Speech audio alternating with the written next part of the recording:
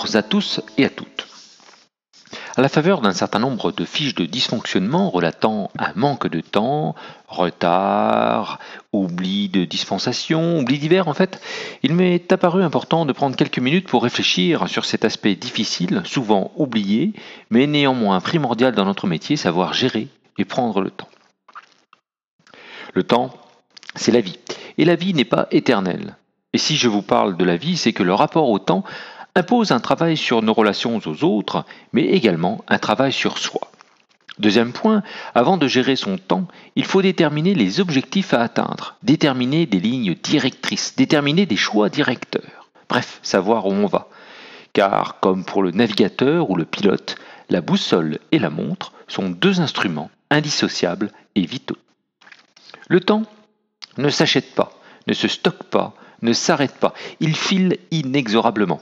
Aussi, gérer son temps, c'est choisir ses priorités, et donc implicitement savoir instituer un certain nombre d'habitudes.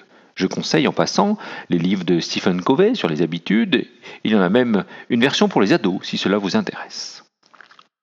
L'habitude la plus importante est la proactivité. Alors que les réactifs se dirigent en fonction des stimuli extérieurs, les proactifs se dirigent en fonction de valeurs auxquelles ils ont réfléchi, en tenant compte, bien entendu, des stimuli extérieurs. Il y a deux sortes de stimuli extérieurs, deux sortes d'événements. Et pour citer Épictète, qui était un philosophe stoïcien grec, il y a deux sortes d'événements. Ceux qui dépendent de nous, et les événements qui ne dépendent pas de nous. Mais au final, le plus important est de considérer non pas l'événement qui arrive, qui est par nature souvent imprévisible, mais plutôt notre propre façon d'y réagir. Et pour cela, les réactifs et les proactifs n'auront pas la même attitude. Alors que l'individu réactif attend tout des circonstances extérieures et des autres, l'individu proactif attend tout en bien et en mal de lui-même. La façon dont on voit le problème est déjà le problème. Ainsi, le proactif concentrera tous ses efforts, toute son énergie sur ce qui dépend de lui, pendant que les autres s'épanderont dans une attitude globalement réprobatrice et des discussions de bistrot. Plutôt que d'attendre que l'orage se passe, apprenez à danser sous la pluie. Gérer son temps, c'est gérer ses priorités. Mais comment prioriser nos tâches ? Il y a deux critères principaux.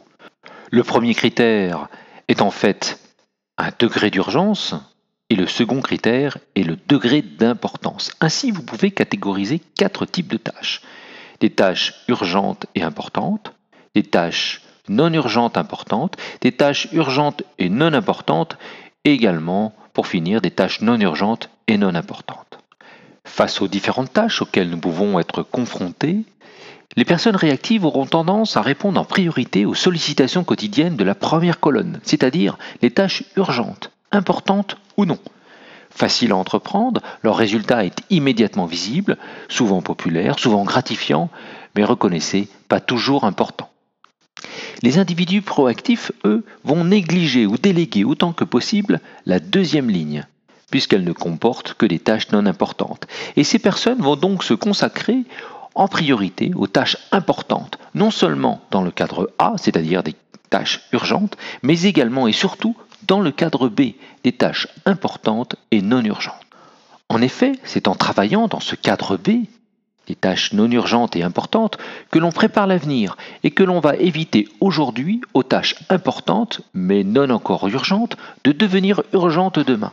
Plus on travaille, plus on se concentre dans ce cadre B, plus le cadre A va se rétrécir. Mais pour cela, il faut avoir le courage de dire non au cadre C et au cadre D. Pour cela, des recettes, j'en retiendrai essentiellement 2. La première est la loi de Parkinson. Plus on dispose de temps pour accomplir un travail, plus ce travail prend du temps. Essayez donc de diviser par 2 le temps imparti et utilisez pour cela la deuxième loi, la loi de Pareto. La loi de Pareto était aussi appelée la loi de 80-20. 20% de l'effort nécessaire suffit à produire 80% de l'effet. Mais aussi, par application, 20% des clients représentent 80% des plaintes, 20% des employés font 80% du travail, 20% d'un livre contient 80% d'informations. Gérer son temps, c'est donc consacrer ses activités au cadre B, et c'est donc également une illustration de ce principe à 5% près. Alors, vous voyez ainsi tout le bénéfice à être proactif, et reconnaissez que si l'on se concentre sur 20% des dysfonctionnements au quotidien, nous pourrons améliorer 80% des pratiques. Merci et bonne journée.